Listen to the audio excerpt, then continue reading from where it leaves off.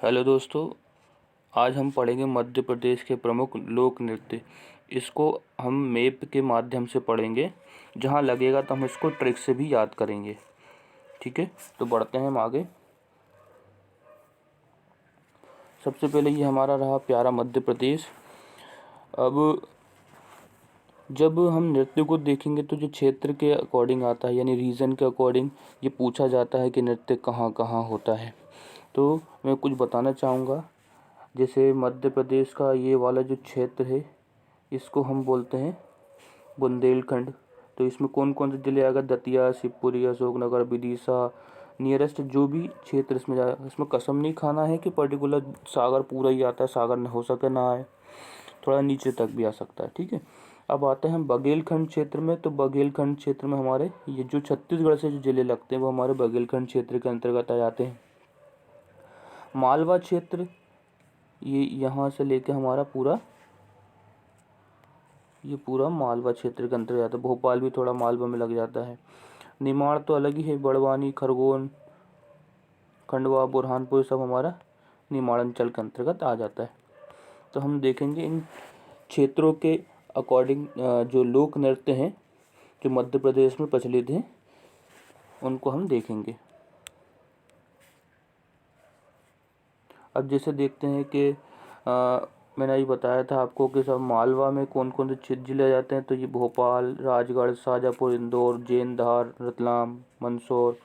और वही हमने देखा था कि मध्य प्रदेश का बुंदेलखंड क्षेत्र में ये देख रहे हैं आप, इसमें भी पर्टिकुलर ज़िले हैं। टीकमगढ़, छतरपुर, पन्ना, दमोह, सागर, दतिया, कुछ नीचे के क्षेत्र भी इसमें सम्मिलित हो जाते हैं। अब हम देखते हैं इसको कि सबसे पहले हम शुरुआत करते हैं मालवा क्षेत्र से कि मालवा क्षेत्र में कौन कौन से लोक नृत्य आते हैं। तो जैसे हमने देखा मालवा क्षेत्र में हमारा आता है रजवाड़ी,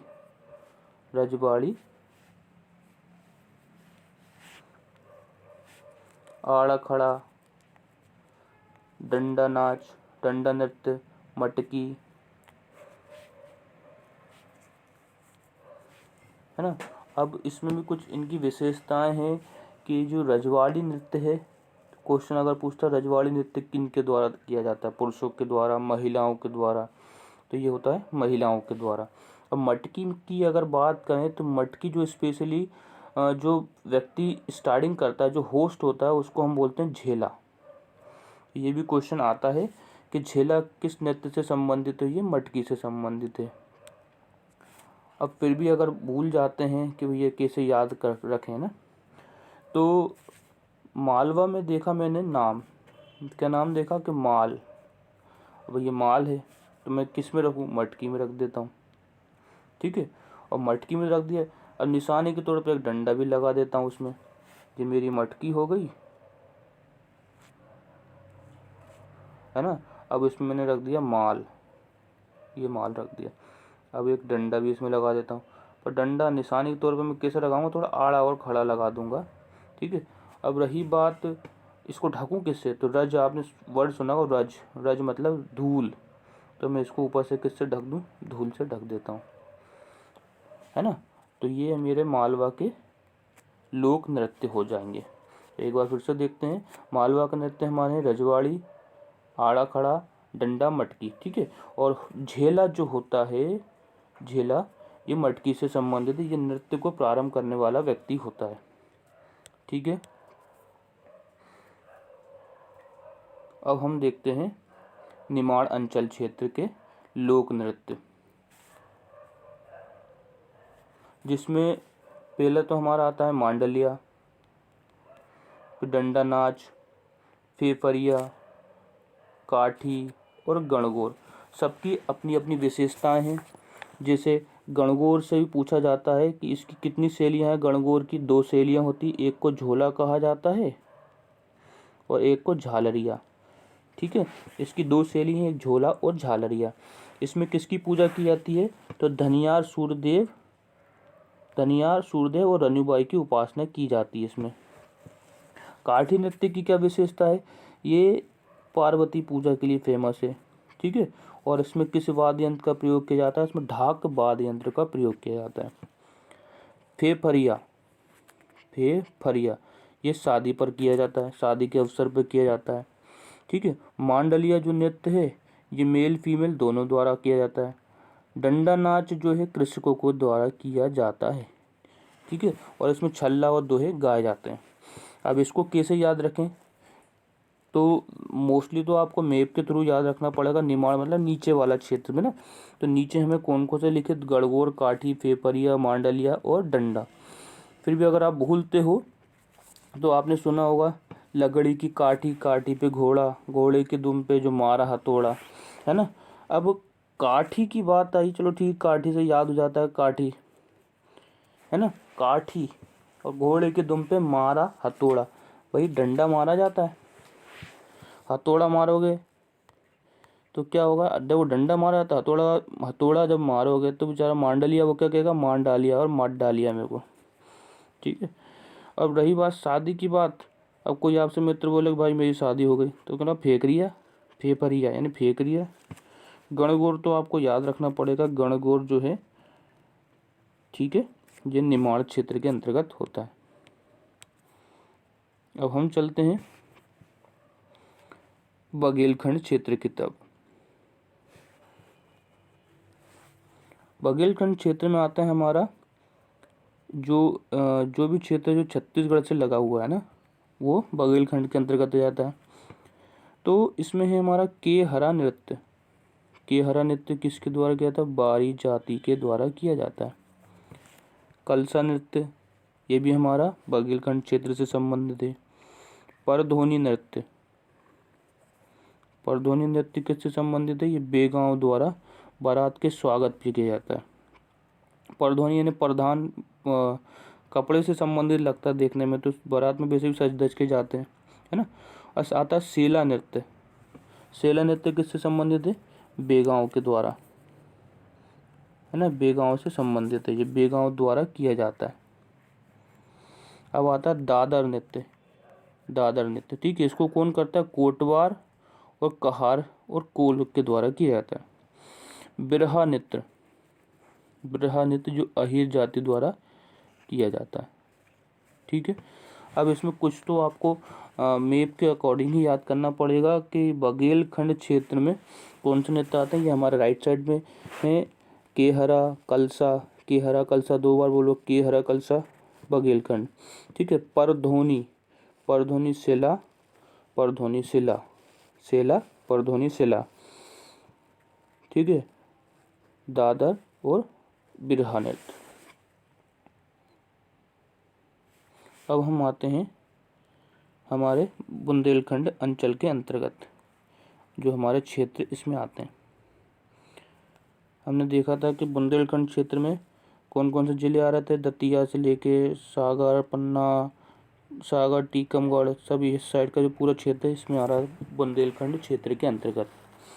अब इसके फेमस नृत्य कौन कौन से हैं हमारे, एक तो मामूलिया, नौटंकी, बधाई नृत्य, राई नृत्य, सेरा नृत्य, ढीमराई नृत्य, जवारा नृत्य और कानड़ा नृत्य।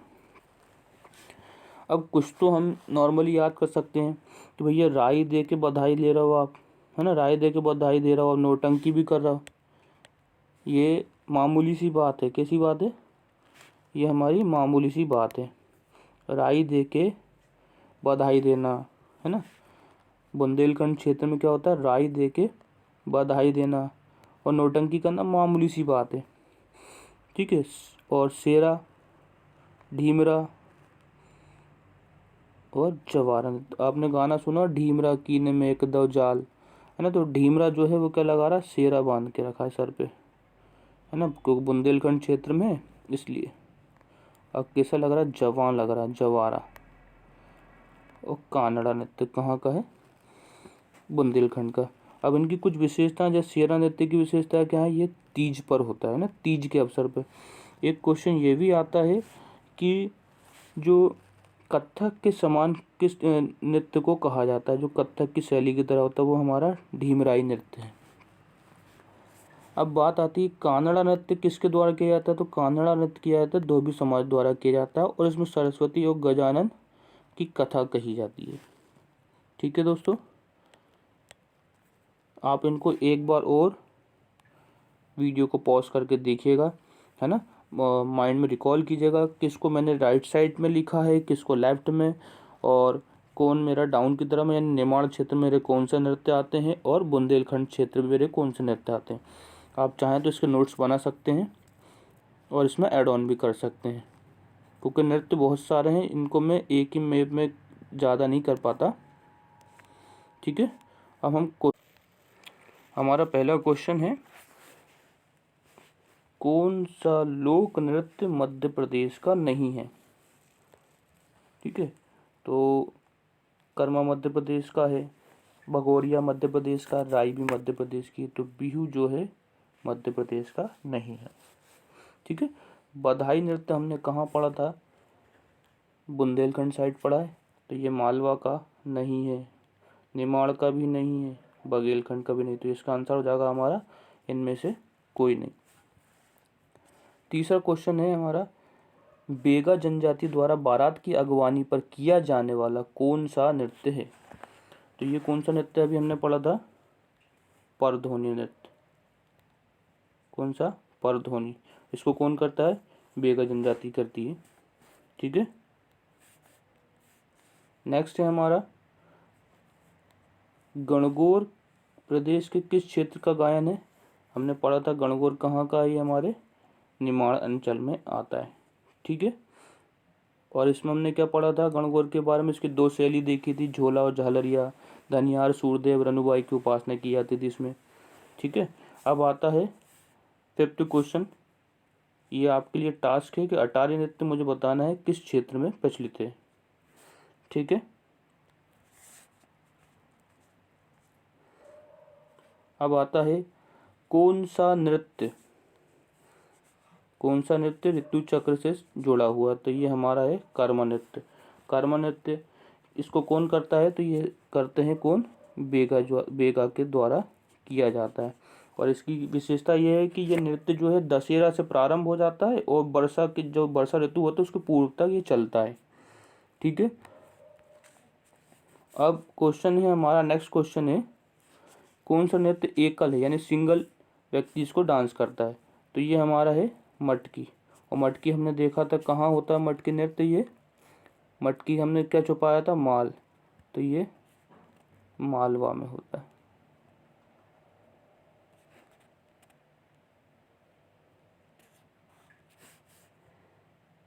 ठीक है, अब तीसरा जो प्रश्न है हमारा, प्रेम प्रसंग से संबंधित नृत्य कौन सा है, तो ऑप्शन है बलमा, गोचो, बार और कानरा। तो ये जो संबंधित है हमारा बलमा नृत्य प्रेम प्रसंग से संबंधित है, और इसको भी कौन करता है, बा से बलमा, बा से बेगा के द्वारा किया जाता है। ठीक है, अब उसके बाद हम देखते हैं ऐसा कौन सा नृत्य है जिसको पुरुषों, इनमें से यह नृत्य को देखना पुरुषों के लिए वर्जित है, तो ये कौन सा है हमारा, जिंदबा नृत्य जो है, ये क्या होता है, जो शादी विवाह के अवसर पर जो अनुष्ठान होते हैं, जिस बलि का दिन जो होता है ना, तो जिसे पुरुषों को देखना वर्जित होता है। अगर उसे कोई पुरुष लुका छिपी से देखते हैं और पकड़े जाते हैं तो महिलाओं के द्वारा पिटाई कर दी जाती है इसकी। ठीक है, तो जिंदवा नृत्य कहाँ का है, मतलब किसके लिए देखना वर्जित है, ये पुरुषों के लिए देखना वर्जित है। लास्ट क्वेश्चन है हमारा, दादरिया नृत्य किसका नृत्य है, तो दादरिया नृत्य जो है हमने पढ़ा दादरिया का है, बेगा का, और हमने इसको कैसे याद करा था, दादरिया, तो एक मात्रा ज़्यादा लग गई इसमें, ये हमारा दादरिया है ना, तो दादरिया, दाद, अगर दाद हो जाए तो इंसान वैसे ही बेगाना होता है, बस खुजाता ही रहता है। ठीक है दोस्तों,